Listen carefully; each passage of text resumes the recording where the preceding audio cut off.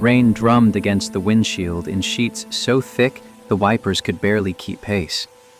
Marcus Hayes sat rigid behind the wheel of his black sedan, staring at nothing through the downpour.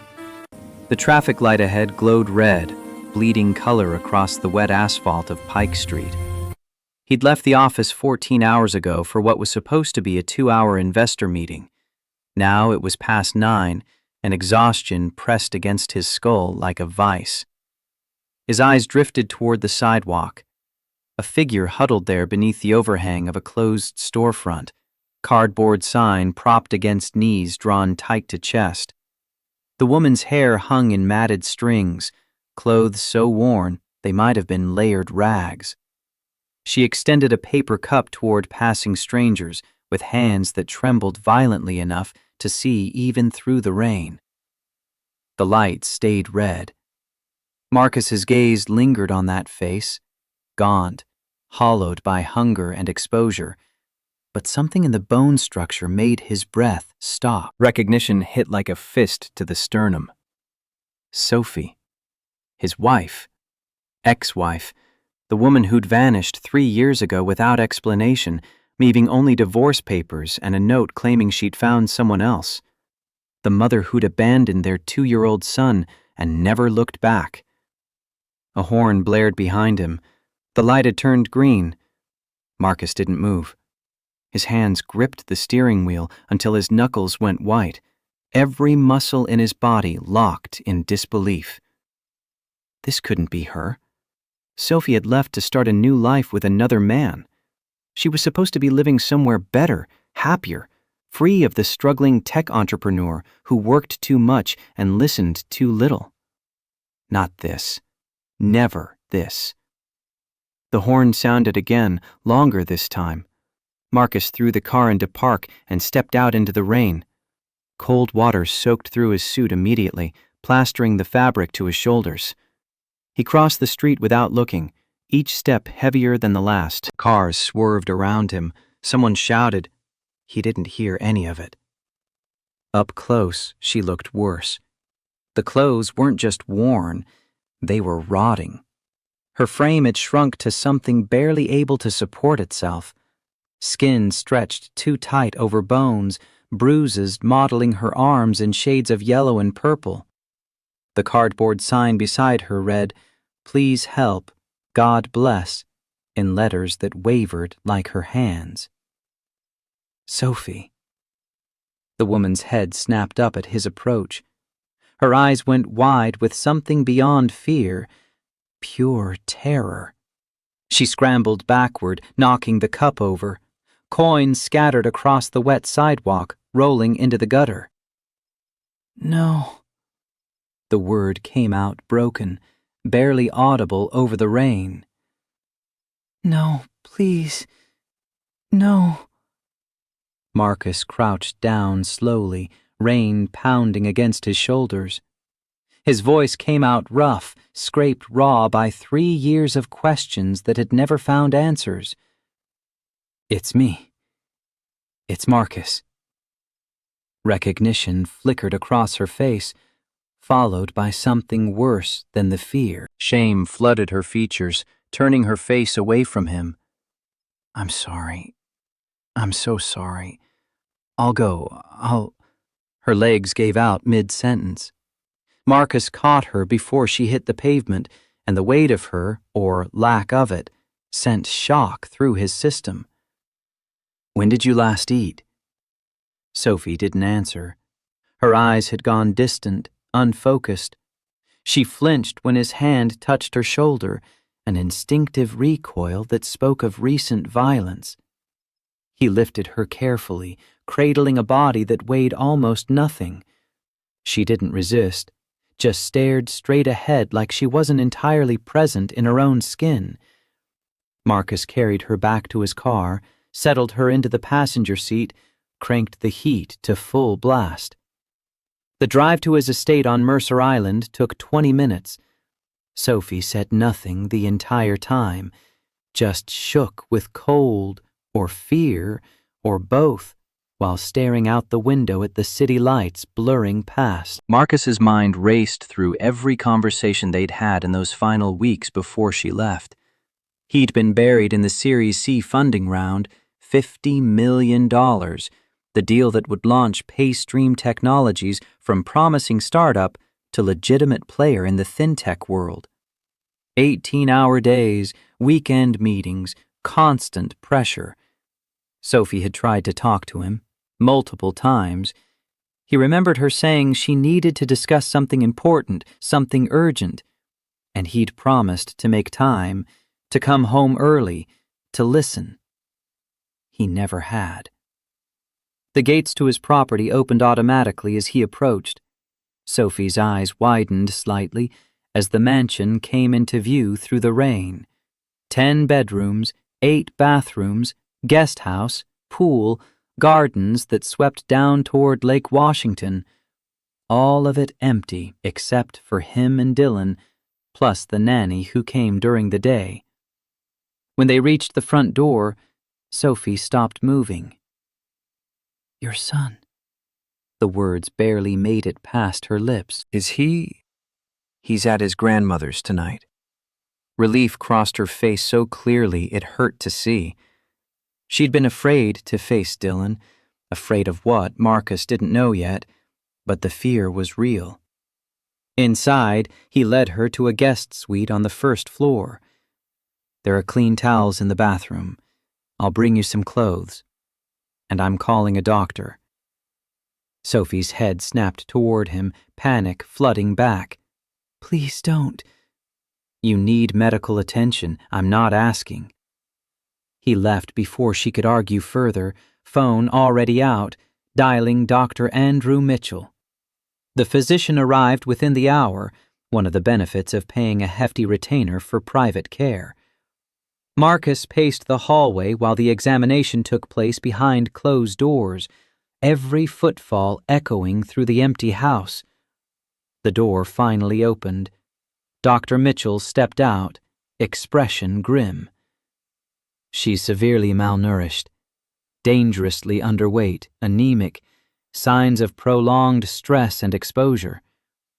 I've started her on IV fluids. She'll need careful monitoring. Can she talk? Physically? Yes, but Mr. Hayes." The doctor paused, choosing his words carefully. "That woman has been through significant trauma. She shows signs of severe anxiety, possibly PTSD. Whatever happened to her, it wasn't just homelessness. Someone hurt her. Be gentle." After Dr. Mitchell left, Marcus knocked softly before entering the guest room. Sophie lay in the bed, propped up by pillows, IV line running into her arm. She'd showered, the bathroom door stood open, steam still clinging to the mirror. Her hair was damp, darker now without the grime. Without the layers of dirt obscuring her features, he could see her face clearly for the first time. Still her. Older now, haunted, but unmistakably the woman he'd loved. "Thank you." Sophie's voice came out flat, directed at the wall rather than at him. "For helping me. I'll leave as soon as I can." "You're not leaving." Her eyes finally met his. They were the same green he remembered, but emptier, like something vital had been scooped out. "I can't stay here." "Why not?" "Because I don't deserve your kindness. Because I ruined everything." Marcus pulled a chair close to the bed, the wood scraping against hardwood floor. "I spent 3 years hating you. 3 years wondering what I did wrong. 3 years trying to explain to our son why his mother didn't want him." Sophie flinched as if he'd struck her. "But seeing you out there tonight, I realized something. Whatever happened, it wasn't because you were living some better life without us." Tears slipped down Sophie's face, tracking clean lines through skin still pale from the IV. "So I need to know." His voice stayed level through sheer force of will. "Why did you leave? And how did you end up on that street? Sophie was quiet for so long he thought she wouldn't answer. When she finally spoke, the words came out barely above a whisper. I thought I was protecting you. I thought if I stayed, someone would kill me. And maybe hurt you and Dylan too. Marcus's blood went cold. What are you talking about? Sophie closed her eyes. Not tonight. I can't. Not tonight. He wanted to push, wanted to demand answers after 3 years of silence, but Dr. Mitchell's words echoed in his mind. Be gentle. Get some rest. We'll talk when you're ready. He was almost to the door when Sophie spoke again. Is he okay? Ethan? The name came out wrong. She'd said Ethan instead of Dylan, and Marcus realized she was so exhausted she couldn't keep details straight. Is he happy? Marcus turned back. He's a good kid. Smart, funny. He asks about you sometimes. Sophie covered her face with her hands, shoulders shaking silently. Marcus left her to grieve in private, climbing the stairs to his own room. He sat on the edge of the bed, staring at nothing. The rain had finally stopped. His ex-wife was downstairs in the guest room. Someone tried to kill her. That's what she'd said. Someone made her so afraid she spent 3 years on the streets rather than come back. He pulled out his phone and scrolled to a contact he hadn't used in years. Ray Torres, private investigator.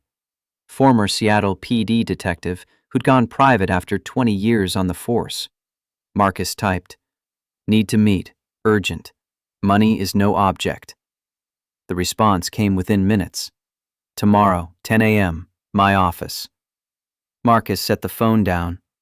Somewhere in this house, his son's mother lay awake, terrified of shadows he couldn't see yet. But he would. He'd shine light into every dark corner until he found what had broken his family apart. The meeting with Ray Torres lasted 40 minutes the next morning. Marcus laid out everything he knew, a wife who'd vanished 3 years ago, a threat he'd never seen coming, a woman so broken she'd chosen the streets over coming home. Ray listened without interrupting, taking notes in a worn leather notebook. I'll need access to your home. Security footage from back then, if you still have it. Phone logs. Anyone who had contact with your wife before she disappeared. Whatever you need. Marcus leaned forward, elbows on Ray's desk. And I'll need to talk to her eventually. She's not ready. Ray studied him across the desk, gray eyes sharp despite 20 years of seeing Seattle's worst. Mr. Hayes, if someone threatened your wife badly enough that she fled, that person might still be a threat. Time matters. Give me a week. Push her too hard, and she'll run again. Ray closed his notebook. 1 week. But after that, I'm talking to her, with or without your permission. Someone who terrorizes a woman for months doesn't just stop. They either got what they wanted, or they're waiting. When Marcus returned home, he found Dr. Mitchell in the kitchen pouring coffee. She ate some soup this morning, not much, but it's a start. She should be strong enough to move around by tomorrow. And mentally? That's going to take longer. The doctor stirred sugar into his coffee, the spoon clinking against ceramic. I prescribed medication for anxiety, but she refused. Said she needs to stay alert. Alert for what? She wouldn't say. But Mr. Hayes, people don't develop that kind of hypervigilance without reason. Whatever she's afraid of, it's not abstract. After the doctor left, Marcus stood outside Sophie's door. He could hear movement inside, the soft pad of footsteps. He knocked gently before entering.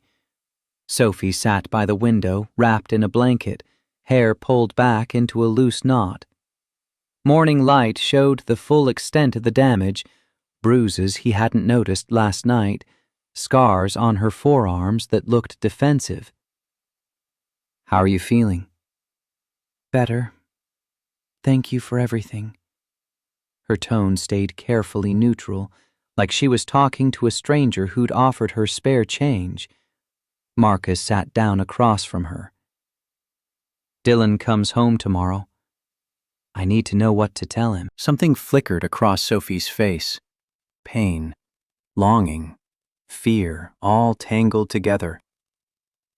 "Tell him I'm a friend, someone you're helping. He won't remember me anyway." "He asks about you, where you went, why you left. If you didn't love him." Tears streamed down her face. "I love him more than anything. That's why I left." The next few days fell into an uneasy routine. Sophie grew stronger physically.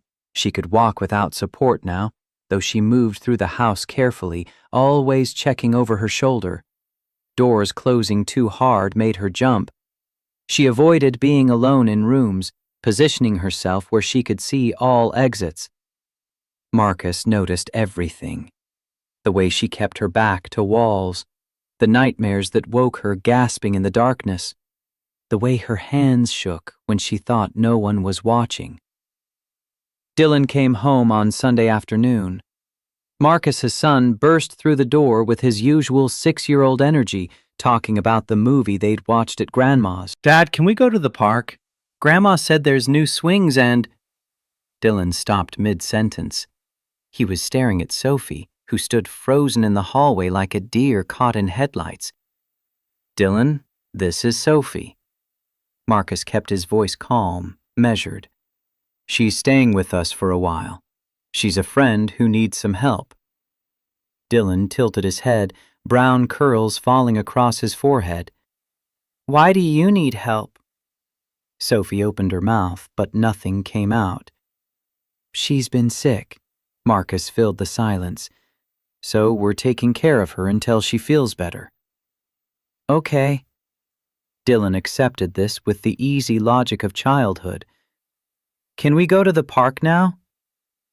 When they returned 2 hours later, Sophie was in her room with the door closed. Marcus put Dylan to bed and came back downstairs. He poured himself a whiskey and stood by the floor-to-ceiling windows, watching the city lights spread out below. Footsteps made him turn. Sophie stood in the doorway, wrapped in an oversized cardigan, eyes red from crying. "I saw him through the window when you put him to bed. He's so big now." Marcus said nothing, just waited. "I need to tell you what happened." Sophie moved to the couch and sat down carefully, like her bones might break. "I need you to understand why I did what I did." She took a breath, and the story spilled out. 3 years ago, when Dylan was 2 years old, you were working on that big merger. You were at the office 18 hours a day. Marcus remembered.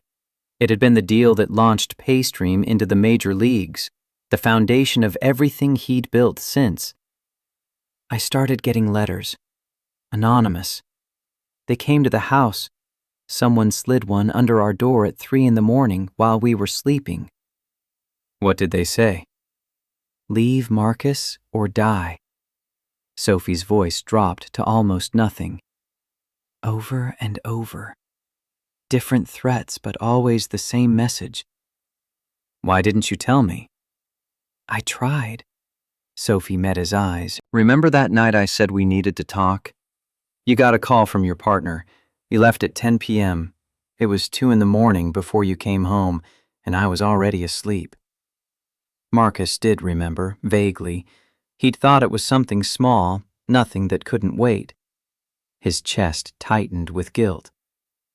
"Then one night I woke up and the bedroom window was open. I know I locked it, I'm certain. But it was open, wide open, and there were muddy footprints on the windowsill." Jesus, I was terrified. But you were in New York for the week. I told myself I was being irrational, hormones, paranoia. Sophie wiped her face with the back of her hand. Then it happened. I was crossing the street near our house. Daytime, bright sun. I looked both ways, and a car came out of nowhere. It aimed right at me, Marcus. It didn't swerve, didn't brake. It hit me and drove away. Marcus's hands gripped the armrests of his chair hard enough to hurt. The accident. You told me it was a hit and run. It was. But it wasn't an accident. Someone was trying to kill me. I almost lost Dylan that night. The doctor said it was a miracle he survived. She looked up at Marcus with hollow eyes. After that, I couldn't think straight. I was so afraid all the time. I kept thinking about who could hate me enough to do this. And I kept coming back to your mother. She never wanted us together. She told me at our wedding that I'd never be good enough for you. Marcus's chest constricted. His mother had never hidden her disapproval of Sophie. The freelance graphic designer from a working-class family wasn't the match Margaret Hayes had envisioned for her CEO son. But murder? I couldn't prove it. I had no evidence. Just letters with no fingerprints and a car that was never found. Who would believe me? Your own mother? I would have believed you. But even as he said it, his voice lacked conviction. Would he have? He'd been so absent during those months, so focused on the funding round. Would he have believed his wife over his own mother with no proof? Would you? Sophie met his eyes. Would you really have believed your wife over your own mother with no evidence? Marcus wanted to argue, but the words died in his throat. I decided the only way to keep Dylan safe was to leave. If I disappeared, whoever wanted me dead would stop. You could raise our son in peace. So you signed divorce papers and vanished. I made it look like I wanted out, like I'd found someone else. I thought if you hated me, it would be easier. You'd move on. I never forgot you. The words came out quiet. Sophie's face crumpled. I lived in shelters, cheap motels when I could find work. Eventually, even that ran out. I couldn't use my real name, couldn't apply for jobs that needed background checks. I just disappeared into the streets. And every day I told myself Dylan was safe, that it was worth it. Silence filled the room. Marcus's mind raced through 3 years of anger, pain, and confusion. All of it built on a lie. Not Sophie's lie to him, but his own lie to himself. That he'd been present, that he'd listened, that he'd been the husband she needed. I'm going to find who did this. His voice came out cold, controlled, and they're going to pay. Sophie shook her head. It's been 3 years. It's over. It's not over until I have answers. The next morning, Marcus drove to the old house where he and Sophie had lived, a small 2-bedroom in Capitol Hill he'd been meaning to sell for years. The realtor kept pushing for a quick sale, which meant clearing out everything inside. He unlocked the door and stepped into stale air thick with dust. Furniture sat covered in sheets. Boxes lined the walls, remnants of a life he'd abandoned after Sophie left. He started in the bedroom. Most of Sophie's things were gone, taken when she'd packed that final time. But his old clothes still hung in the closet.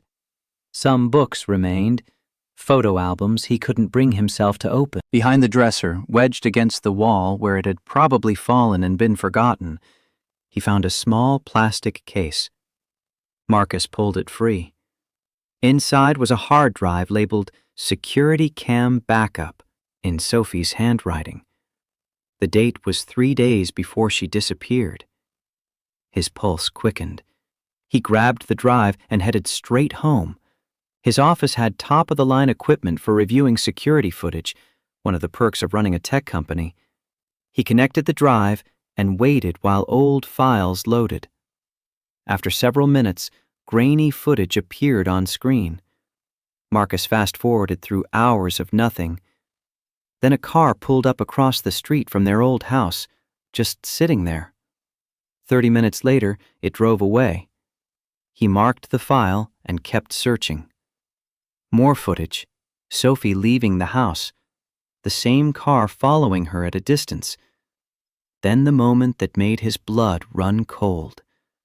Sophie crossing the street in broad daylight. The car accelerating from a parked position half a block away. The impact. Sophie falling. The car speeding away without stopping. Marcus zoomed in on the driver's window. The quality was terrible, pixelated and washed out, but he could make out a figure. Female, dark hair pulled back, and when she reached forward to shift gears, her hand appeared in frame. On the back of that hand was a distinctive scar, crescent moon-shaped, pale against tanned skin. Marcus stared at the screen. He knew that scar. He'd asked about it once during a late-night session at the office, both of them going over financial projections while the rest of the team had gone home. The woman had laughed and said she'd burned herself on a stove as a child. The scar had never fully faded. Victoria Cross, his executive assistant, his trusted right hand for 7 years, the person who'd been by his side through every major deal, who brought him coffee exactly how he liked it, who'd consoled him after Sophie left. Victoria had tried to kill his wife. Marcus called Ray Torres immediately. "I found something. I need you here, now." Ray arrived within the hour. Marcus showed him the footage without preamble. The investigator watched in silence, his expression growing darker with each replay. "That's your assistant." Ray's voice stayed neutral, professional. "Victoria Cross." "Yes." "We need to be smart about this. If she did this 3 years ago, she might try again now that your ex-wife is back." He paused. "Does she know who Sophie really is?" "I haven't told her, but she might have seen her. Sophie's picture was all over the house before." "Then we make sure she does. We let Victoria know exactly who's staying with you, and we watch what she does next." The plan came together quickly. Marcus had cameras installed throughout his house, hidden ones, professional-grade equipment that Victoria would never spot. He made sure his security team knew to let Victoria in whenever she came by. Then he called her, keeping his voice casual. "Hey, I need to push our Monday meeting back. Something came up this weekend. Everything okay?" Victoria's concern sounded genuine. "You sound stressed." "Just family stuff. Remember I mentioned helping that homeless woman I found?" "Of course, that was very kind of you. Most people would have just driven past." "Yeah, well, turns out she's not just anyone. She's my ex-wife." Silence on the other end of the line. Marcus counted the seconds. 1, 2, 3. "Sophie?" Victoria's voice came out carefully controlled. "Your Sophie is back?" "She was living on the streets for 3 years. Now she's staying at my house. Dylan's met her." "Oh, Marcus, that must be so difficult for you." The sympathy in Victoria's voice sounded practiced, like she'd rehearsed this response. "Does Dylan know who she is?" "Not yet. I'm not ready for that conversation." "You're doing the right thing, taking your time. Children need stability." Victoria paused. "If there's anything I can do to help, you know I'm here." "Thanks, I appreciate it." After hanging up, Marcus sat in his office and stared at the phone. Victoria had been with him for 7 years. She'd started as his assistant when Paystream was just him and two developers working out of a shared office space. She'd stayed through the growth, the funding rounds, the expansion. She knew everything about his business, his schedule, his life. How had he never seen it? 2 days later, Victoria showed up at the house with a basket of food. Homemade soup, fresh bread, tea, cookies, the kind of gesture that would seem thoughtful from anyone else. Now it felt sinister. Marcus answered the door. Victoria smiled warmly, the picture of concern. "I thought you and Sophie might appreciate a home-cooked meal. I can't imagine how stressful this must be." "That's thoughtful. Come in. I'll let Sophie know you're here." He led Victoria to the living room and went to get Sophie. In the bedroom, he found his ex-wife sitting on the bed, arms wrapped around herself. "Victoria's here. She brought food. I need you to come downstairs." Sophie's face went white. "Your assistant? What?" "Please trust me." Marcus kept his voice low. "I'll be right there the whole time." They returned to the living room together. Victoria stood by the window but turned when they entered. Her smile didn't waver, but something flickered in her eyes when she saw Sophie up close. Recognition, hatred, something dark and ugly that vanished almost instantly. "It's nice to meet you." Victoria's voice stayed warm. "Marcus has told me so much about you over the years. Thank you for the food." Sophie's voice came out soft, uncertain. Victoria set the basket on the coffee table. "I made tea as well. Special blend, very calming. I thought you might need something soothing." She pulled out a thermos and 3 cups. "This one's yours." She handed a cup to Sophie. "I added honey. Marcus mentioned you have a sweet tooth." Marcus watched Victoria's movements carefully. Her back had been turned while she poured, hands moving quickly, long enough to add something no one would see. Sophie reached for the cup. Victoria's smile widened. "Actually," Marcus stepped forward. "Why don't we switch? I could use something calming myself." He took the cup from Sophie and handed it to Victoria. "You drink this one. Sophie, you take Victoria's cup." Victoria's smile froze. "Oh, that's not necessary." "I insist.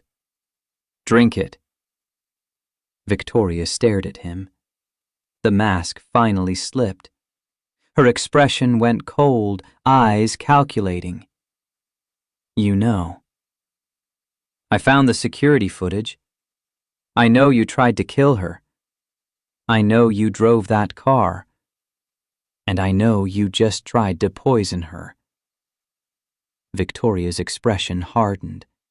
For a moment, Marcus thought she might run, but instead, she laughed, a bitter, brittle sound that echoed off the high ceilings. "Poison? That's dramatic. Just sleeping pills. Enough to make her sick." Why? Marcus's voice shook with rage he could barely contain. "Why did you do this?" Victoria turned to him, eyes bright with something manic. "Because I love you. I've loved you since the day I started working for you. You were everything I wanted, smart, ambitious, driven. We were perfect together. And then there was her." She spat the word at Sophie like poison. She was nothing, a freelance artist with no ambition. She was holding you back, making you soft. I knew if I could just get rid of her, you'd see that. You'd see me. So you terrorized her. You tried to kill her and our unborn child. I wanted her gone. I didn't care how. I sent the letters. I followed her. I broke into your house. Victoria's voice rose. And when none of that worked, I borrowed my brother's car and waited for the right moment. I would have finished it too if she hadn't run away. Why didn't you look for her? Victoria shrugged. I thought she left you for another man. The divorce papers made that clear enough. I was thrilled. You were heartbroken, yes, but you were also free. I stayed close, comforted you, waited for you to realize we belonged together. She looked at Sophie with pure hatred. And now she's back, ruining everything again. I couldn't let that happen. The front door burst open. Ray Torres entered with 2 police officers. They'd heard everything through the hidden microphones Marcus wore. Victoria didn't resist when they cuffed her. As they led her away, she looked back at Marcus one last time. I did it for us. You'll see. Eventually, you'll understand. Then she was gone. Sophie collapsed onto the couch, whole body shaking. Marcus sat beside her, but she pulled away. It was real. Her voice came out broken. It was all real. Someone really did want to kill me. I know. I'm sorry. I'm so sorry I didn't see it. Dr. Mitchell arrived 30 minutes later to check on Sophie. He gave her a sedative to help her sleep. When she finally went still, Marcus stood in the hallway with the doctor. She's not okay. No, Dr. Mitchell agreed. She's not. And she won't be for a long time. That woman needs serious therapy, trauma counseling. This is just the beginning of processing what happened to her. She can stay here. I'll make sure she gets whatever help she needs. That night, Marcus sat alone in his office. Sophie was sedated in the guest room. Dylan was asleep upstairs, unaware of the chaos swirling around him. He'd found the truth. He'd caught the person responsible. He'd done everything right. So why did it feel like he'd lost anyway? The next morning, Marcus and Sophie sat across from each other at the breakfast table. Neither had slept well. Dylan was at school, giving them space to talk without careful explanations or forced smiles. Victoria's in custody. She confessed to everything. She'll go to prison for a long time. Sophie nodded, looking numb. You're safe now. The threat is over. Can I... Sophie interrupted herself. Go back to normal? Pretend the last 3 years didn't happen? Pretend I didn't abandon my son? You were protecting him. I was running away. I was so afraid I couldn't think straight. And now I'm back and I don't know how to be here. I don't know how to be his mother. Marcus reached across the table. Sophie didn't pull away, but she didn't take his hand either. We'll figure it out together. As what? We're not married anymore. We're not even really friends. We're just 2 broken people who used to love each other. Maybe that's enough. Maybe we start there. They agreed on a fragile arrangement. Sophie would stay in the guest house, the small structure behind the pool that had sat empty since Marcus bought the property. Separate from the main residence, but still on the grounds. She'd see Dylan regularly, but wouldn't force a relationship. Marcus would make sure she had everything she needed: therapy, medical care, time to heal. They'd be co-parents, nothing more. But as Marcus watched Sophie walk toward the guest house that evening, shoulders hunched against a weight only she could feel, something cracked inside his chest. She was here. She was safe. The nightmare was over. So why did this feel like the saddest ending of all? 3 weeks passed, then 4, then 2 months.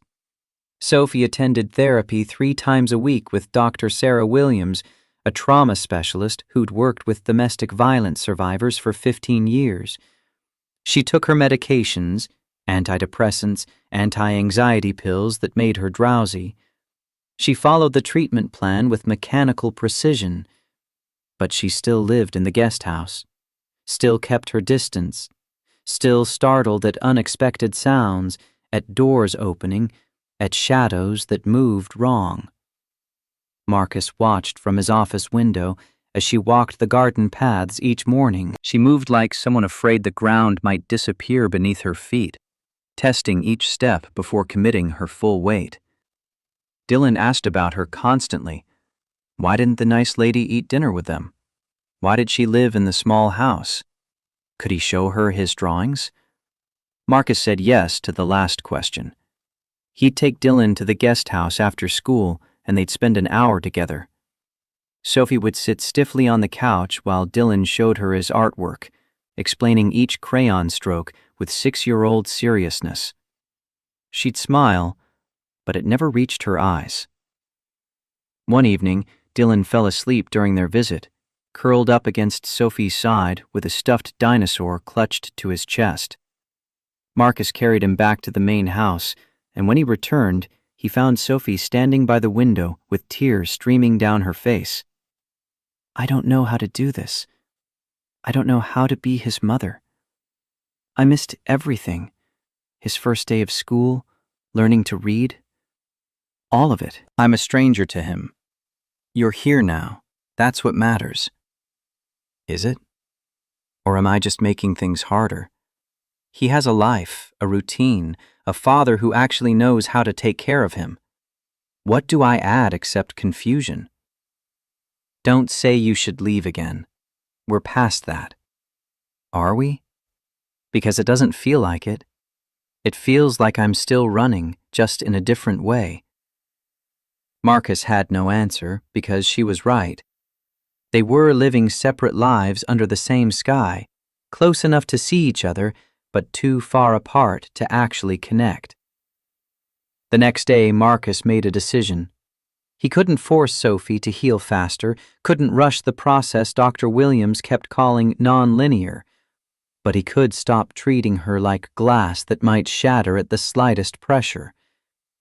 That evening, he knocked on the guest house door.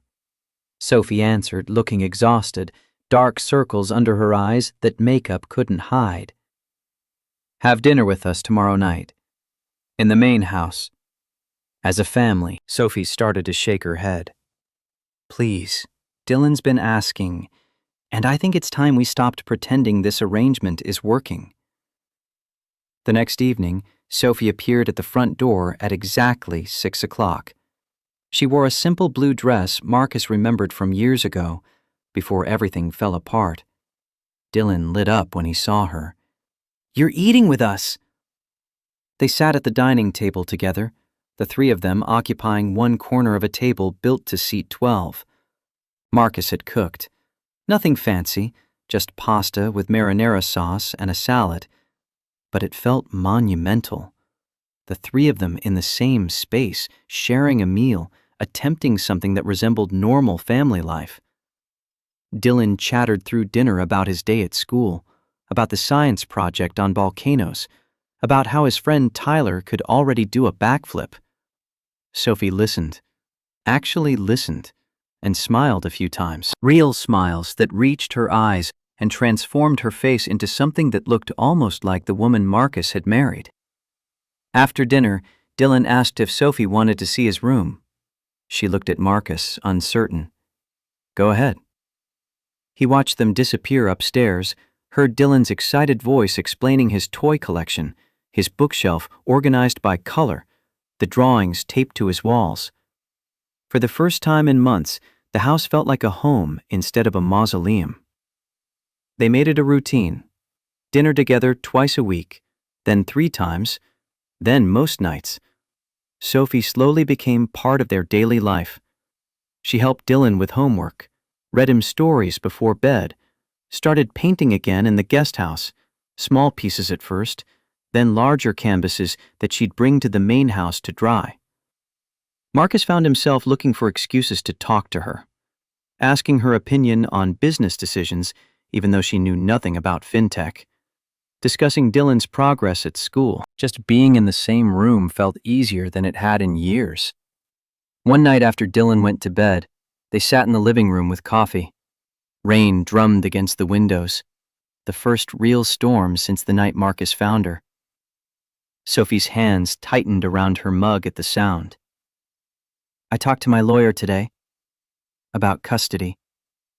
I want to make it official that I'm Dylan's mother, that I have rights. Marcus set down his cup. Of course. I'll have my lawyer draw up whatever you need. Thank you for everything, for not giving up on me, even when I gave up on myself. I never gave up.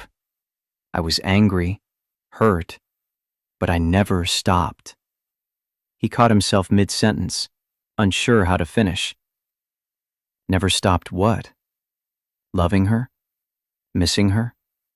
Hoping she'd come back? Never stopped what? Before Marcus could answer, a crack of thunder shook the house. Sophie jumped violently, coffee spilling across the table.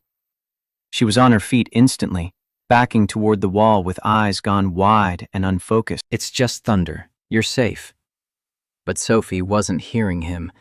Her breathing came fast and shallow, chest heaving like she couldn't get enough air. I can't do this. I thought I could, but I can't. Another crash of thunder rattled the windows. Sophie bolted for the door. Marcus was on his feet immediately. Sophie, wait! But she was already running out the front door into the storm. No coat, no shoes, just blind panic driving her into the rain. Marcus grabbed his jacket and went after her. The storm hit him like a wall. Rain so thick he could barely see 3 feet ahead. He spotted her heading toward the garden, toward the gate that led to the street. Sophie, stop! She stumbled near the fountain, legs giving out. Marcus caught up and grabbed her arm. She spun on him, eyes wild with terror that had nothing to do with the present moment. Let me go! I have to go! I'm going to hurt you! I'm going to hurt Dylan! I ruin everything! That's not true. Marcus held her shoulders firmly, rain plastering his hair to his skull. Look at me. That's not true. Yes, it is. I left him. I abandoned my baby. What kind of mother does that? A terrified one. A person who thought she was protecting the people she loved. You made the wrong choice, but you made it out of love. It doesn't matter. The damage is done. Marcus pulled her closer.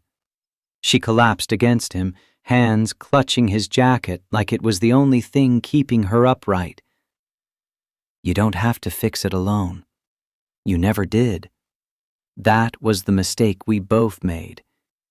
You thought you had to handle everything yourself, and I was too blind to see you were drowning. Sophie's hands clenched tighter. I'm so tired, Marcus. I'm so tired of being afraid, of feeling broken. Then stop trying to be normal. Normal is overrated. Just try to be here, present. That's enough. They stood in the rain for a long time, water running down their faces, soaking through their clothes. Eventually, Sophie's breathing steadied. She pulled back slightly, looking up at him with red, swollen eyes. I never stopped loving you. Through everything. Through all the fear and pain and years of running. I never stopped. A muscle worked in Marcus's jaw. I never stopped either. I tried. God knows I tried, but I couldn't. What do we do now? We start over. Not where we were, where we are. 2 broken people who love each other, trying to figure out how to be a family again. Sophie touched his face with trembling fingers, rain mixing with tears. I don't know if I can be what you need. You're already what I need. You're here. You're trying. That's everything.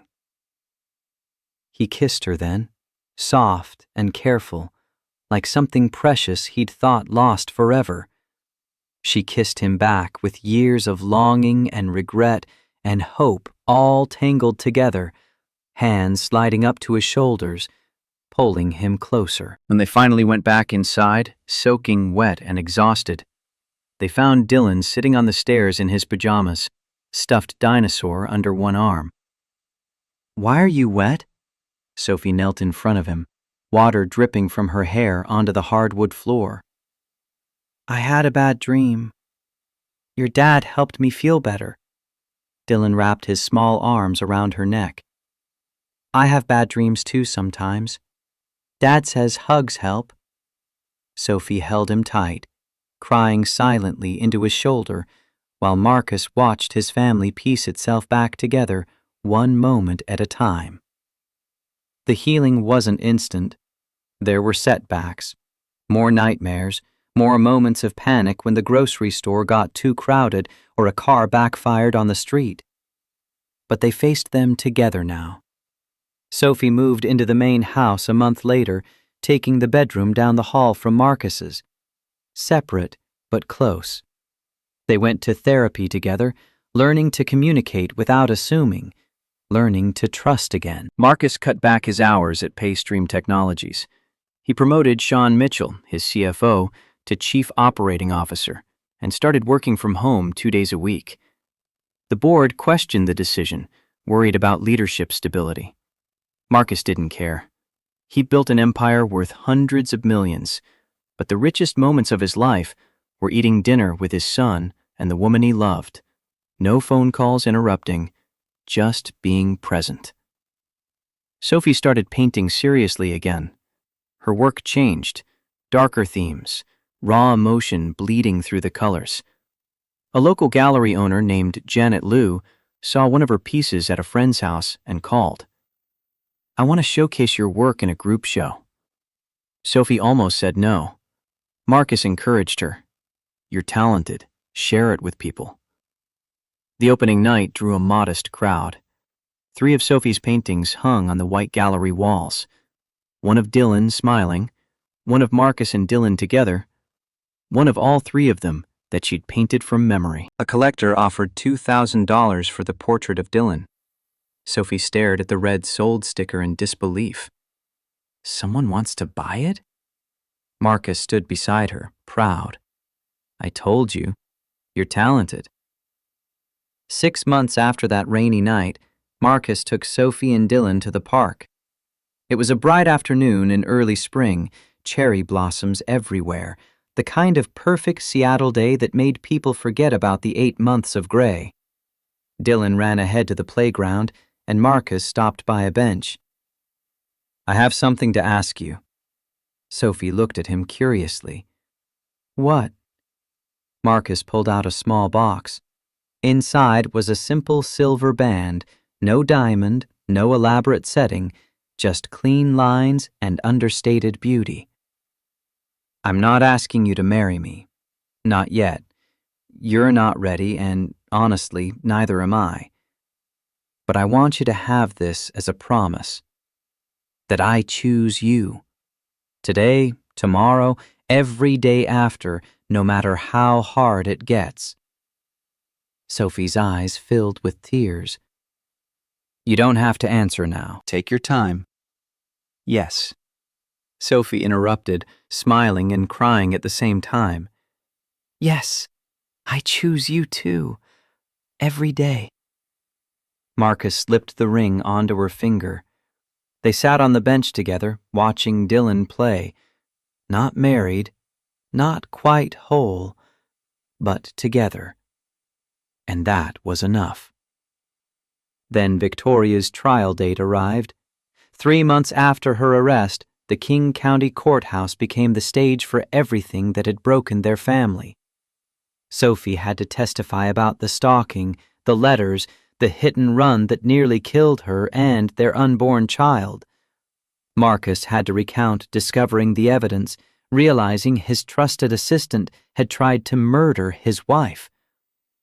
Victoria sat at the defense table in an orange jumpsuit, looking nothing like the polished professional who'd worked beside Marcus for 7 years. Her hair hung limp, skin pale from months without sunlight, but her eyes still held that hatred when she looked at Sophie. The prosecutor, Lisa Monroe, was a sharp woman in her 40s who'd built her career on domestic violence cases. She walked Sophie through the timeline with gentle precision. Ms. Hayes, when did you first receive threatening letters? 4 months before I disappeared. They started appearing under our door, in our mailbox. One was slid under the door at 3 in the morning. What did these letters say? That I should leave Marcus, or I'd regret it. That I didn't deserve him. That I should disappear while I still could. Did you report this to police? Yes, multiple times. They investigated but found no evidence, no fingerprints, no witnesses. What happened next? I started noticing I was being followed. A black SUV parked outside our house at strange hours. Someone opened our bedroom window from the outside multiple times, even though I was certain I'd locked it. There were muddy footprints on the windowsill. And then? Sophie's voice steadied, growing stronger. Then I was hit by a car. I was 6 months pregnant, crossing the street in broad daylight. The car accelerated directly at me, didn't brake, didn't swerve. Witnesses confirmed it seemed intentional, but the driver was never found. What injuries did you sustain? Broken ribs, fractured pelvis, severe bruising. My son was born premature 2 weeks later. The doctors said it was a miracle he survived. After you recovered, did the threats continue? Sophie nodded. I received a letter with a photo of my son sleeping in his crib, taken through the bedroom window. The note said next time it would be him, that if I stayed, he'd die in his sleep. And what did you do? I left. I thought if I disappeared, whoever wanted me dead would leave my family alone. The defense attorney, Robert Shaw, tried to shred her credibility during cross-examination. Ms. Hayes, you abandoned your 2-year-old son for 3 years, correct? Yes. You lived on the streets instead of seeking help from authorities or family? Yes. You signed divorce papers claiming adultery when there was no affair. You lied under oath? Yes. I lied because I was terrified. I thought it would protect my family. Or you lied because you wanted out of your marriage and needed an excuse. Sophie's voice remained steady. If I wanted out, why would I come back? Why would I face you, face this courtroom, face my son, if I was lying? I'd still be hiding. Shaw had no response to that. The courtroom fell silent. Marcus testified next, walking the jury through finding the security footage, recognizing Victoria's distinctive crescent moon scar, realizing the woman he'd trusted had tried to kill his wife. The defense tried to suggest he'd misidentified the driver, that the footage was too grainy to be certain. Then the prosecution played the enhanced version, footage improved by forensic video analysts. Victoria's face was unmistakable, her scar clearly visible. No room for doubt. When Victoria took the stand in her own defense, against her lawyer's advice, she crumbled almost immediately. Shaw asked her to explain her relationship with Marcus. I loved him. Victoria's voice came out too intense, too raw. I've loved him since I started working for him. We were perfect together. We understood each other in a way his wife never could. Did Mr. Hayes ever express romantic interest in you? Not in words, but I could see it. The way he looked at me, the way he relied on me. He needed me. And when you learned he was married? I knew she was wrong for him. She was holding him back. If she would just leave, he'd see we belonged together. So you sent threatening letters. Victoria's composure shattered. I wanted her to understand she didn't deserve him. I was there first. I built that company with him while she sat at home painting her little pictures. Did you attempt to run her over with a car? She was in the way. Victoria's voice rose to a shout. Everything would have been fine if she'd just left. But she was too stupid to take the hint. Ms. Cross? Shaw tried to intervene, but Victoria was past listening. I loved him. I loved him more than she ever could. And she abandoned him anyway. She proved I was right. The judge ordered a recess. When they returned, Victoria had been sedated. Her brother Kevin, who'd helped with the surveillance, sat at a separate table looking broken and ashamed. The jury deliberated for 4 hours. Guilty on all counts: attempted murder, stalking, assault, conspiracy. Kevin received 10 years for his role. Victoria received 25 to life. Sophie felt no triumph when the verdict was read, just exhaustion. It's over. It's over. As they left the courthouse, reporters swarmed with cameras and microphones. Marcus shielded Sophie, Ray Torres running interference. One reporter pushed through. Ms. Hayes, do you forgive Victoria Cross? Sophie stopped, turned back. I'm learning to forgive myself first. When I can do that, maybe I can forgive her. But today I'm just grateful it's over. 2 months passed. Life settled into something resembling normalcy. Sophie's nightmares decreased in frequency. She could go to the grocery store without panic attacks, though she still preferred going with Marcus. The medication helped.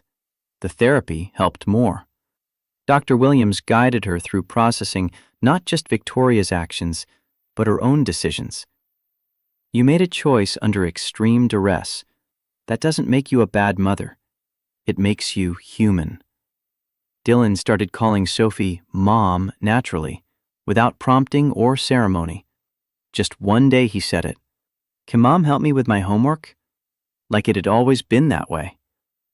Sophie had to leave the room to cry. Margaret Hayes, Marcus's mother, came to the house one afternoon and asked to speak with Sophie alone. They sat in the garden, spring sunshine warm on their faces. I owe you an apology. A proper one. You don't have to. I do. Margaret's voice was firm. At your wedding, I told you that you weren't good enough for my son. I criticized everything you did. I made you feel unwelcome in this family. You were protecting Marcus. No, I was being a snob. I looked down on you because you didn't come from money. I'm ashamed of that. Margaret paused, looking out over the garden. When you left, part of me was relieved. I thought Marcus would find someone more suitable, but he was miserable. Dylan was heartbroken, and now that you're back, I see him smile for the first time in years. You make my son happy. You're a wonderful mother to Dylan. I'm sorry it took me so long to see that. Thank you for saying that, but I don't blame you for my choices. I own them. You're more forgiving than I deserve. I'm learning to forgive, starting with myself. Then Marcus's security team reported something that made his blood run cold. An unknown vehicle had been parked outside the house for 3 consecutive days. Different cars each time, different plates, but professional surveillance. Ray Torres investigated and found the vehicles registered to shell companies. Following the money trail led to organized crime figures with ties to loan sharks and enforcers. Victoria borrowed money to fund her stalking campaign. Ray explained in Marcus's office, spreading documents across the desk. Surveillance equipment, bribes to get access to records, payments to her brother. Total debt? $500,000. She never paid it back. And now they want their money. They think you should pay it. You were her boss. In their world, That makes you responsible. The threat escalated quickly. Marcus received a call from an unlisted number, a man's voice, calm and professional. Mr. Hayes, Victoria Cross owes my associates $500,000. She indicated you'd be willing to settle her debt. I don't know anything about her debt. That's not my responsibility. We disagree, and we're prepared to make our disagreement known in ways you won't enjoy. Is that a threat?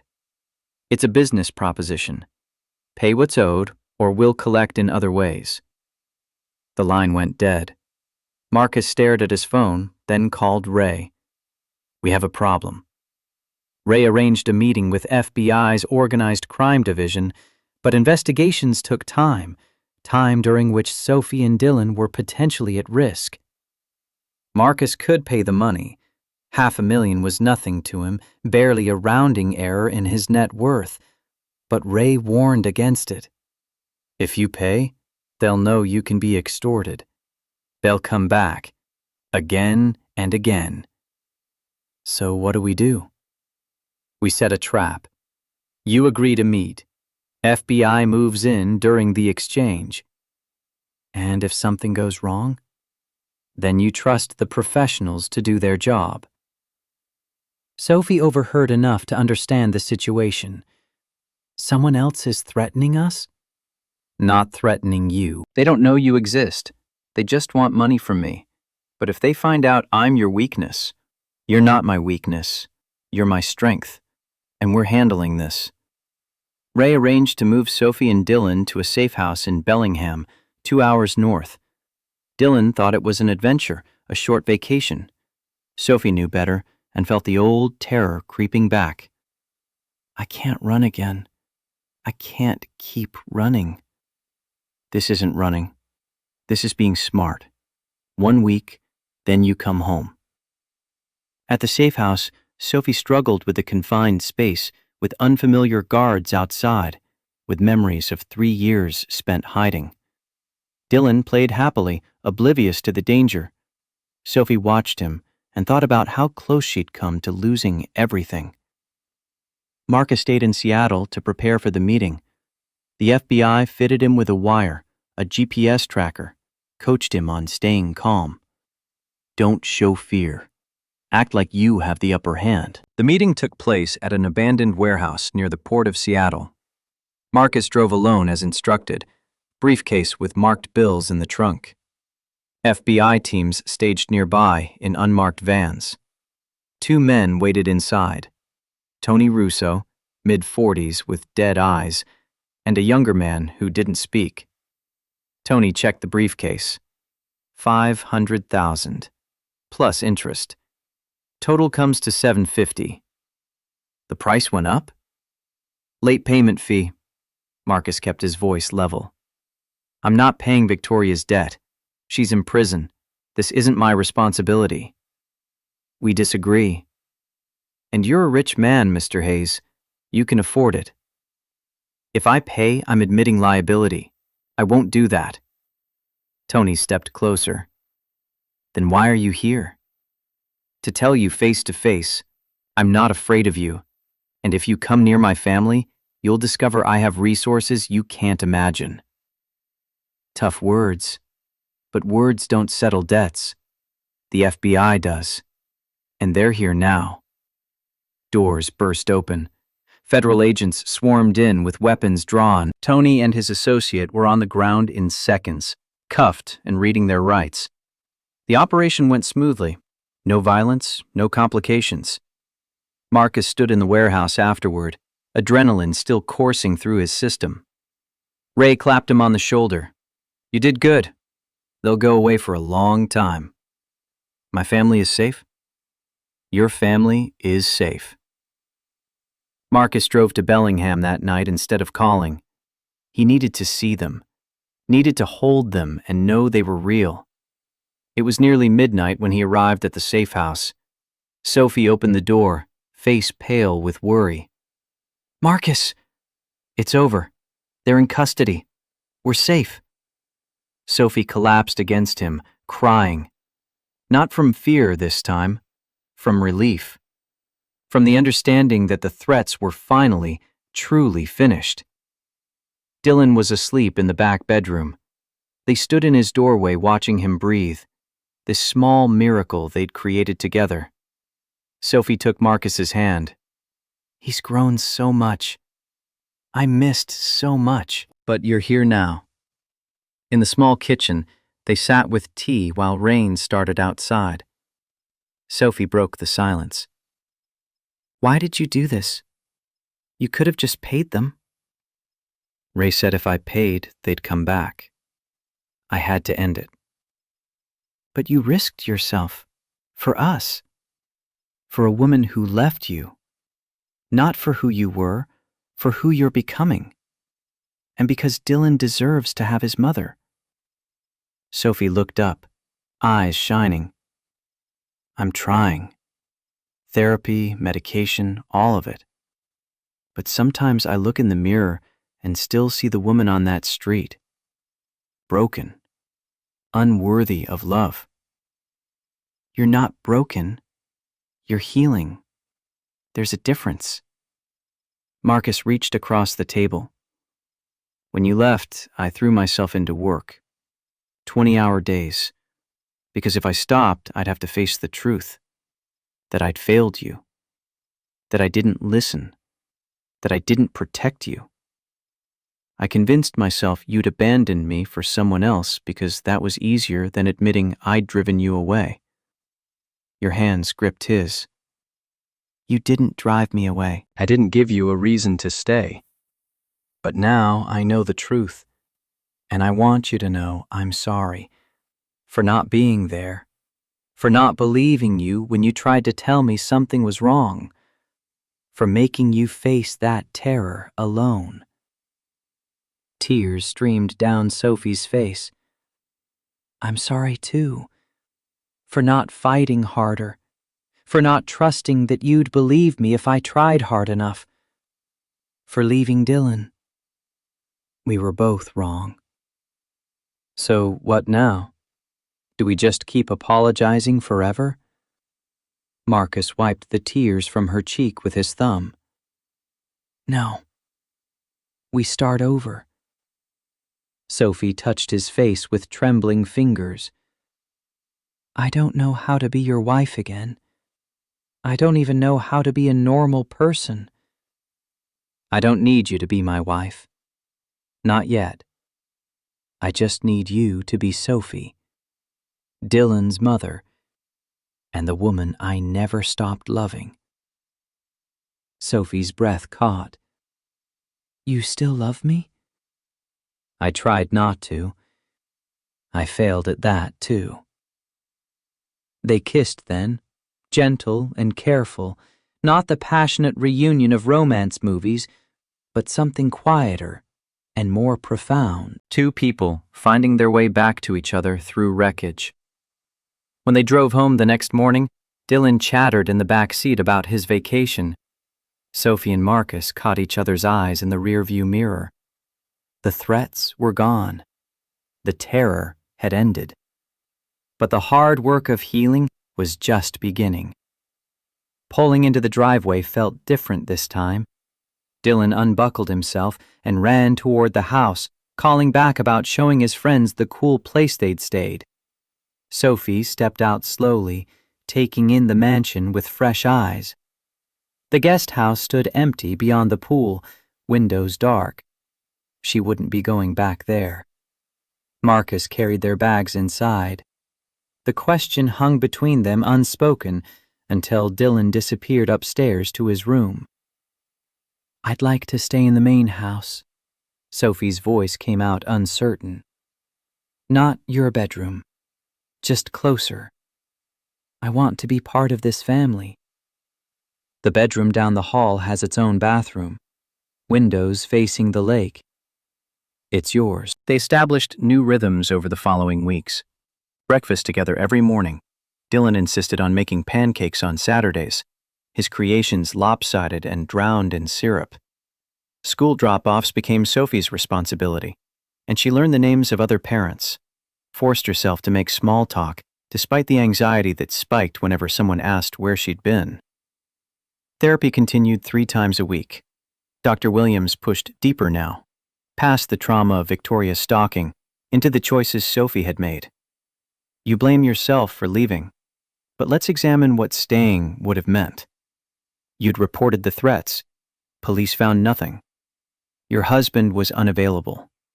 Someone had already tried to kill you and your unborn child. What were your actual options? I could have fought harder. How? Be specific. Sophie sat in silence, unable to answer. Dr. Williams leaned forward. You were isolated, terrified, and convinced the threat was real. You made a decision under extreme duress. That doesn't make you weak. It makes you human. But Dylan suffered. Yes, and you'll carry that. But you're here now. You're doing the hard work of repair. That counts for something. Marcus attended his own sessions with a different therapist, processing guilt he'd carried for years. The successful CEO who'd failed at the one thing that mattered most. I built an empire, but lost my family. What does that make me? Human, like everyone else who's screwed up their priorities. I keep thinking about all the times she tried to talk to me, all the times I said later, tomorrow, when this deal closes. I was so certain the company was the most important thing. And now? Now I know better. But knowing doesn't erase what I did. No, but it can change what you do next. Dylan saw a child psychologist named Dr. Emma Rodriguez twice a week. She used play therapy, letting him work through complex emotions with toys and drawings. Dylan, how do you feel about your mom being back? The boy arranged action figures carefully. Good, but also confused. Confused about what?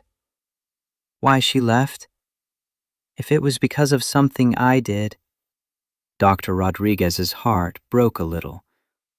What makes you think that? Because if I was better, maybe she would have stayed. The family session that followed was painful. All 3 of them in Dr. Rodriguez's office, Dylan sitting between his parents on a couch that suddenly felt too small. Dylan, do you want to ask your mom anything? The 6-year-old's voice came out small. Did I make you leave? Sophie dropped to her knees in front of him. No, baby, never. You are the reason I stayed as long as I did, and the reason I came back. But you were gone. Because someone bad scared me. They said they'd hurt you if I stayed. I thought leaving would keep you safe. Dylan's face scrunched in thought. That doesn't make sense. How would you keep me safe if you weren't here? You're right. It doesn't make sense. I was wrong. I made a terrible mistake. Do you still love me? More than anything in the whole world. Dylan threw his arms around her neck, and Sophie held him while crying into his hair. Marcus watched them, throat tight, understanding that this moment was more important than any business deal he'd ever closed. Margaret called, requesting a meeting, her voice formal over the phone. Sophie agreed reluctantly, expecting another confrontation. They met at a coffee shop in downtown Seattle, neutral ground. Margaret arrived precisely on time, dressed impeccably as always. But her face looked older, worn with something that might have been remorse. I need to apologize properly. Not the half-hearted attempt I made before. A real apology. You don't owe me. Yes, I do. Margaret's voice cut through the protest. At your wedding, I told you that you weren't good enough for my son. I criticized how you dressed, how you spoke, your career choices. I made you feel like an outsider in your own family. You wanted what was best for Marcus. No. I wanted what made me look good. A daughter-in-law from the right family, the right background. I was cruel and snobbish and wrong. Margaret's hands wrapped around her coffee cup. When you disappeared, I was relieved. I actually felt glad that you were gone. I thought Marcus would find someone better. Sophie flinched but said nothing. But he was destroyed. Absolutely destroyed. And Dylan, that sweet boy, kept asking when Mommy was coming home. And I had to watch my son lie to his own child because none of us knew the truth.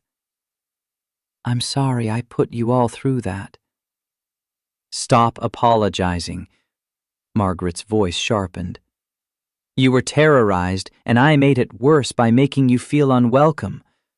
When you tried to tell Marcus something was wrong, part of why he didn't listen was because I'd spent years undermining you, making him doubt your judgment.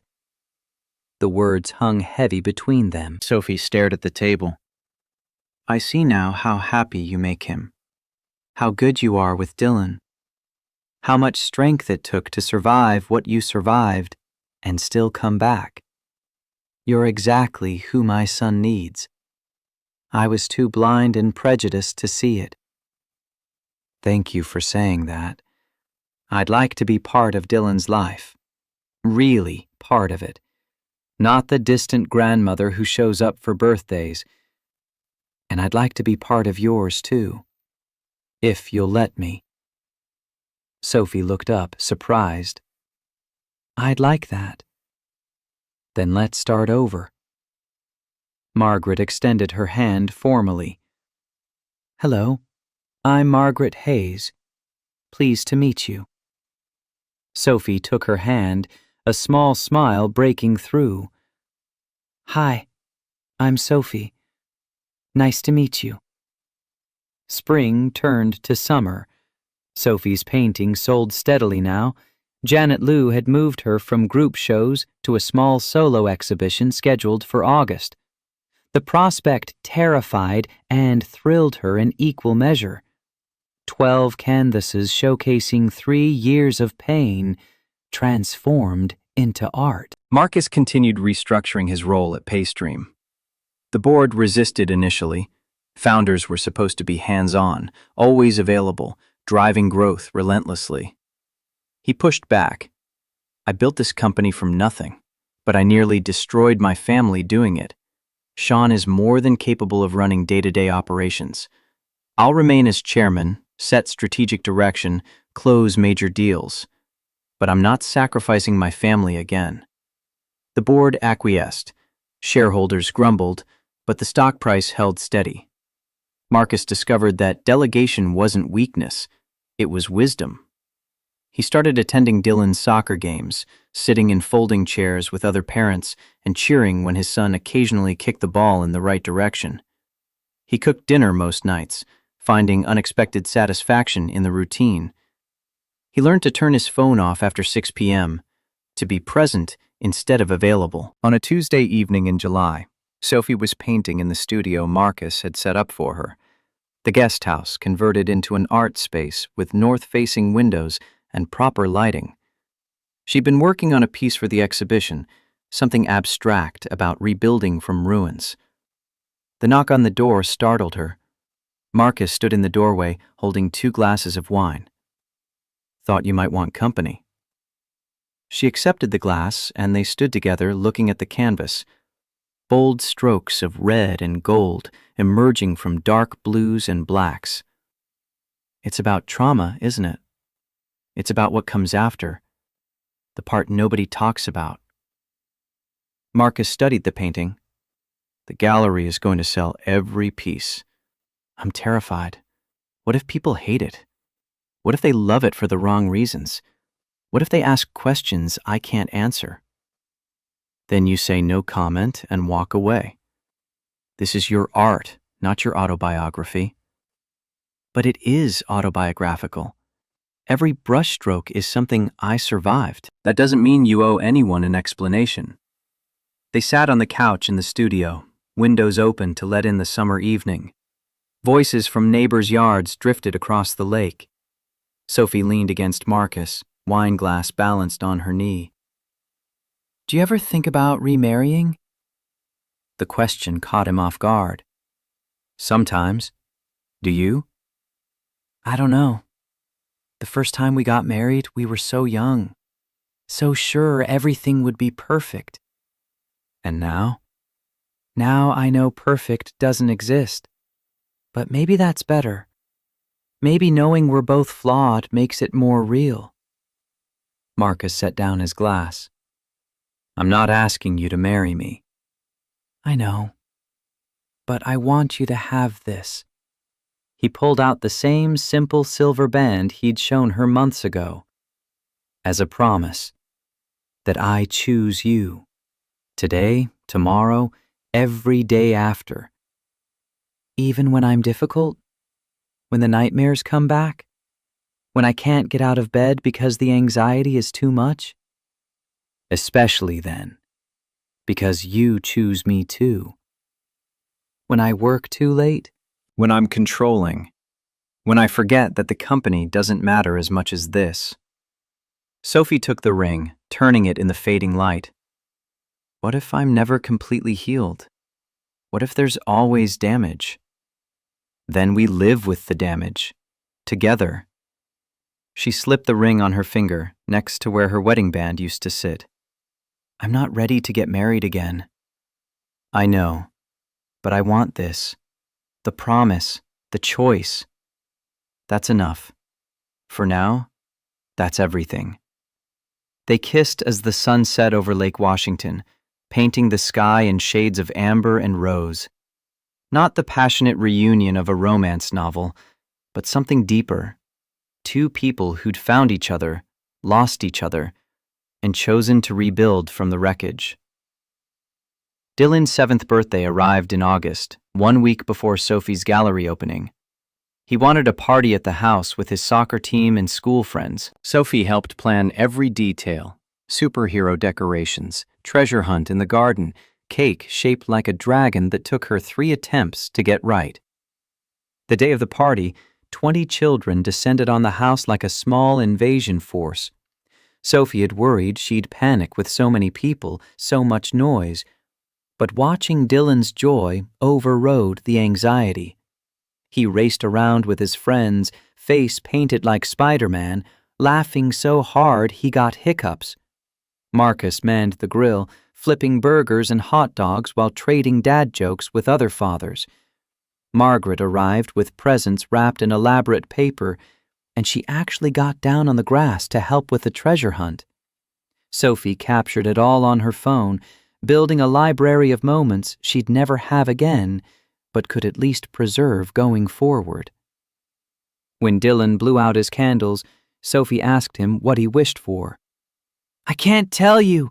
It won't come true." Later, after the guests left and Dylan was in bed, sticky with cake and exhausted, he whispered to Sophie, "I wished we'd always be together.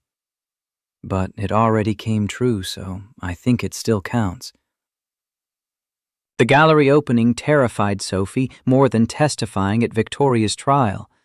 At least in court, she'd known what to expect: questions, cross-examination, judgment. Here, strangers would examine her soul translated into paint and canvas, and she'd have to stand there smiling while they decided if her pain was worth $2,000. Marcus insisted on a new dress. They went shopping together, something they'd never done even when they were first married. Sophie tried on a dozen options before finding a simple black dress that made her feel elegant instead of exposed.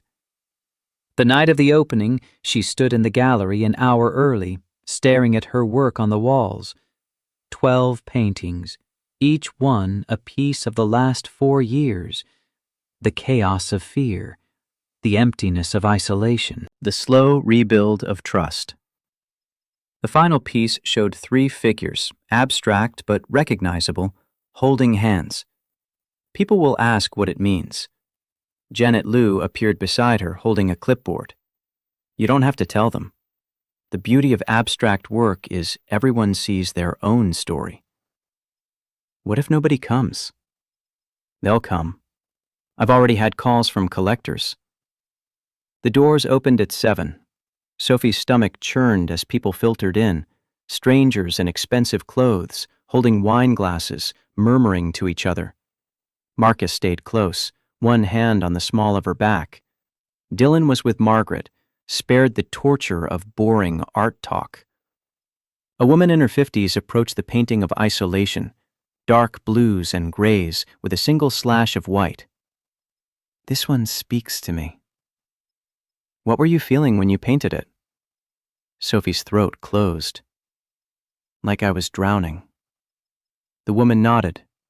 That comes through. It's devastating and beautiful. By 9 p.m., red stickers marked 6 of the 12 paintings as sold. Sophie watched strangers hand over checks, and suddenly, her trauma had monetary value. It felt wrong and validating at the same time. A young man, maybe 30, stood in front of the final painting for 20 minutes. When Sophie walked past, he stopped her. Are you the artist? Yes. This one. The 3 figures. Is it about family? It is. I lost my family in an accident 3 years ago. Wife and daughter. When I look at this, I see what I wish I still had. Sophie's eyes filled. I'm so sorry. Don't be sorry. Thank you for making this, for showing that rebuilding is possible. He bought the painting for $5,000, the highest price of the night. Sophie cried in the gallery bathroom while Marcus stood guard outside. When she emerged, he pulled her close. You did it. You took everything that happened and made something beautiful. I just painted what I felt. That's what makes it art instead of therapy. They drove home in comfortable silence, Sophie's head resting against the window. The opening had been a success by every measure: sales, reviews, attendance. But the real victory was smaller. She'd faced a room full of strangers and survived. Autumn arrived with its usual Seattle drama: rain turning the world gray, leaves painting the city in temporary gold before they fell. Sophie's therapy decreased to twice a week, then once. Dr. Williams pronounced her stable, which felt both like progress and loss. Stable meant functional, but it also meant accepting this was as healed as she might get. The nightmares still came sometimes. The panic attacks weren't gone, just less frequent. Sophie had good days and bad days, moments when she felt almost normal, and moments when the weight of everything crushed her. On a bad day in October, Marcus found her sitting on the bathroom floor, knees pulled to chest, hyperventilating. I can't do this anymore. I can't keep pretending I'm okay. You don't have to pretend. Not with me. Everyone expects me to be better, fixed. But I'm not. I'm still broken. Marcus sat beside her on the cold tile. You want to know what I learned in therapy? Broken isn't the opposite of whole. It's just a different kind of whole. That's a nice line, but it doesn't help. No, probably not. But you know what does? Breathing. One breath at a time, in and out. That's all you have to do right now. They sat on the bathroom floor for 40 minutes while Sophie breathed and cried and slowly came back to herself. Marcus didn't try to fix her or rush her or minimize it. He just stayed. Later, over tea in the kitchen, Sophie's voice came out raw. I'm tired of being the broken one, the one who needs taking care of. I want to be your partner, not your project. You are my partner. I'm your charity case. Marcus set down his cup hard enough to rattle the saucer. Stop. You survived something that would have destroyed most people. You came back when you could have stayed gone.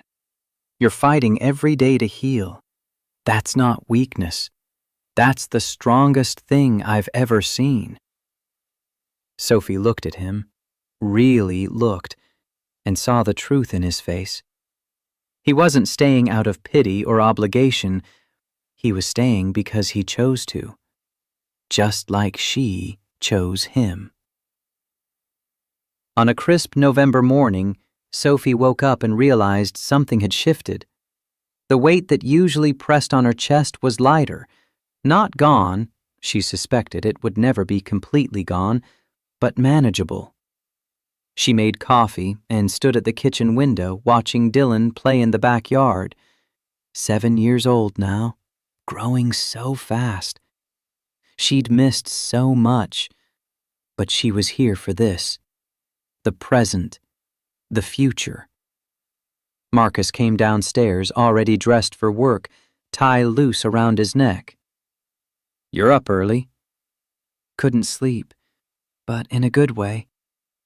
He poured coffee, standing beside her at the window. "We need to talk about something."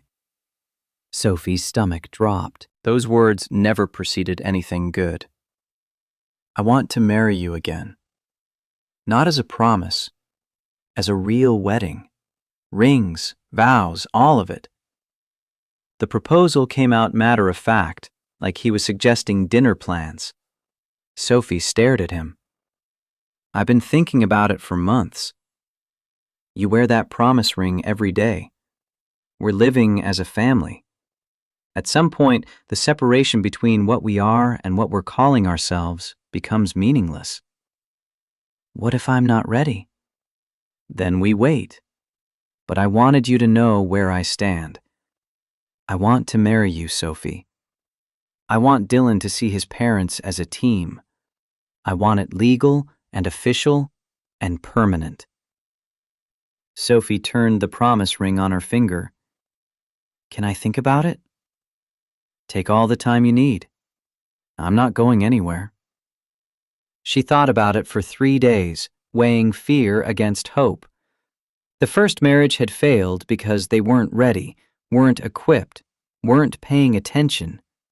But they weren't those people anymore. On the 4th day, she told Dylan they were going on a special trip. Just the two of them.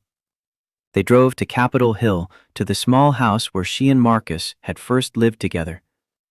The new owners had painted it blue. It used to be gray, but otherwise it looked the same. "This is where you used to live?" "This is where your dad proposed to me the first time. Right there on the front steps. He was so nervous he almost dropped the ring." "Did you say yes?" "I did. But we were young and we made mistakes." Dylan looked up at her. "Are you going to marry him again?" "Do you think I should?" The 7-year-old considered this seriously. "I think Dad is happy when you're here, and you smile more now. So yeah, that's good enough for me." They went to Pike Place Market next, to the spot where the hit and run had happened. Sophie made herself stand there, made herself remember without flinching. A car accelerating, impact, pain, terror, but also survival. Dylan had lived, she had lived, and now she was here, whole enough to reclaim this space. "I need to ask your dad something important. Will you help me?" "What do I have to do?" "Just be there, and maybe hold the ring." That evening, Sophie arranged dinner at the house, Margaret included, along with Ray Torres and Dr. Williams, the people who'd helped save them. Marcus looked confused when he arrived home to find everyone gathered. "What's going on?" Sophie took Dylan's hand, and they walked to where Marcus stood in the doorway. "Your son and I have something to ask you." Dylan held out a small box. Inside was a simple gold band. "Mom wants to know if you'll marry her." Again. Marcus stared at them both, processing. "You're proposing?" "I'm asking if you want to try again. For real this time. No secrets, no running, no pretending we're anything other than two imperfect people who love each other." "You're sure?" No, I'm terrified. But I'm choosing you anyway. Marcus dropped to one knee, taking the ring from Dylan. Then let me ask properly. Sophie Hayes, will you marry me? Again? Knowing it won't be perfect? Knowing we'll fight and struggle and disappoint each other sometimes? Yes. Knowing all of that? Yes. He slipped the ring on her finger, and Dylan cheered, and everyone applauded. They kissed while their son bounced between them, and for the first time in 4 years, Sophie felt truly home. The wedding was planned for December, small and intimate. 30 guests in the garden despite the cold, heaters warming the space. No elaborate ceremony, no pretense. Just 2 people making promises they understood this time. Sophie designed her own dress, flowing white with embroidered flowers Dylan had drawn. She wore her hair down, no veil, no pretense of virgin purity. This wasn't a beginning. It was a continuation.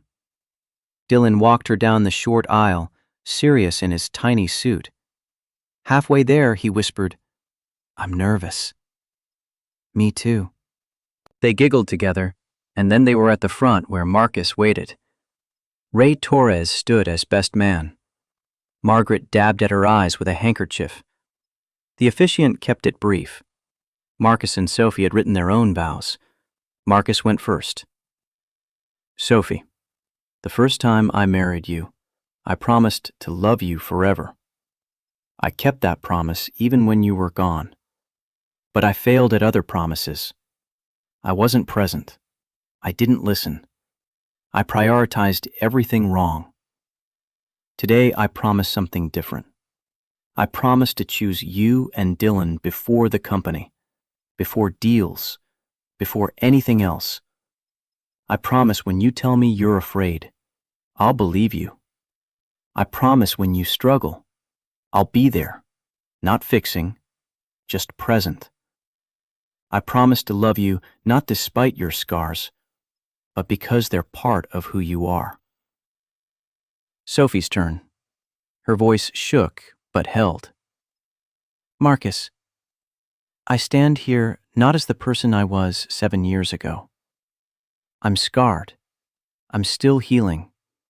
I have days I struggle just to get out of bed, but I'm stronger because of those scars. I learned I can survive things I thought would destroy me, and I learned that love isn't about perfection. It's about showing up even when it's hard. I promise never to run again. When I'm scared, I'll tell you. I'll stay and fight. I promise to be the best mother I can be to Dylan. Not perfect, but present. I promise to love you loudly and proudly, not quietly in shadows. You found me when I was broken. You gave me a second chance I didn't deserve. I won't waste it. The ring exchange was simple. Dylan handed them both bands, grinning with pride at his important job.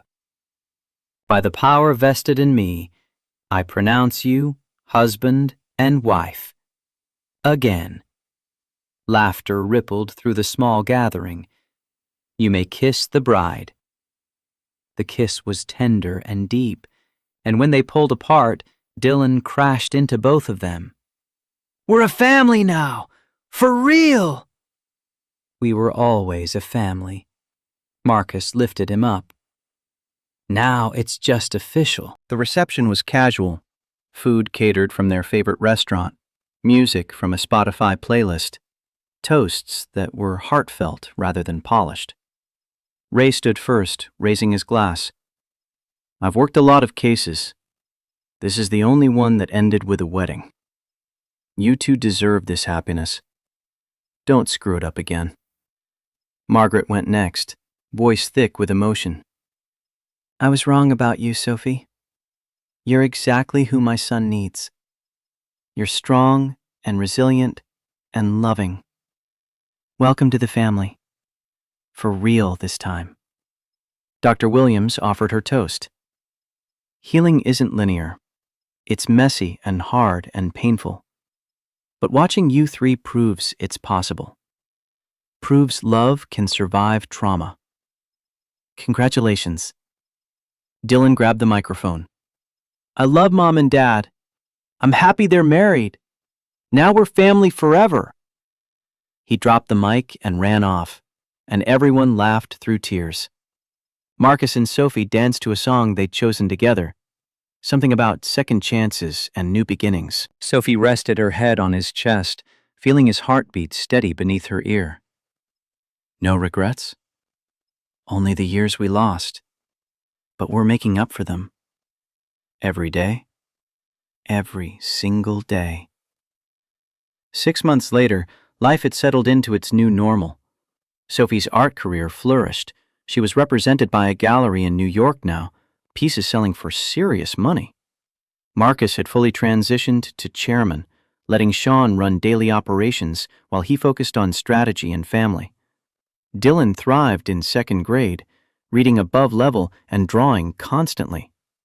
He still saw Dr. Rodriguez occasionally, processing ongoing feelings, but the sessions were maintenance rather than crisis intervention.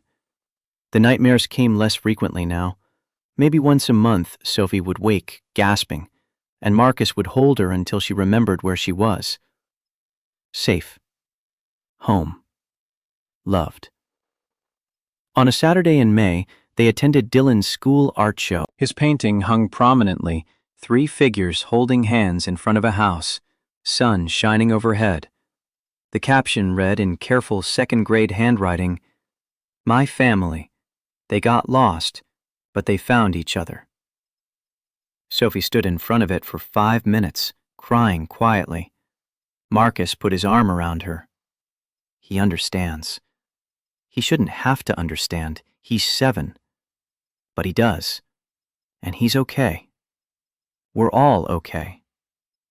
Dylan ran up, bouncing with excitement. Do you like it? I worked really hard. We love it, baby. We love you. They walked to the car as a unit, Dylan between his parents, holding both their hands. Marcus glanced at Sophie over their son's head. Happy? Honestly? Yes. Finally, yes. That night, after Dylan was asleep, they sat on the back deck watching stars emerge over the lake. Sophie leaned against Marcus, his arm around her shoulders. I've been thinking about what I'd tell someone else going through this. Someone terrified and alone and convinced they're broken beyond repair. What would you say? That healing isn't about erasing scars, it's about learning to live with them. That loving someone doesn't mean fixing them. That family isn't perfect people, it's imperfect people choosing each other anyway. Sophie paused, watching the water. And I tell them that second chances exist. Not the fairy tale kind where everything becomes perfect, but the real kind, where you work every day, where you fail sometimes, where it's hard and messy and worth it. That's a good message. I learned it from you. From us. They sat in comfortable silence as the night deepened around them. Not a perfect ending because perfect didn't exist, but real, earned, theirs. Love wasn't the absence of cracks. It was choosing to hold the pieces together after they shattered. Marcus and Sophie's story didn't have a perfect ending because perfect was a lie. They had broken pieces, jagged edges, scars that would never fully fade. But they had each other. They had Dylan. They had hope. Some stories fell apart before they could truly begin. The most beautiful ones were built from the ruins of what was lost. And sometimes, just sometimes, the second chance was stronger than the first. Not because it was easier, because they knew what they had. They knew what they'd almost lost.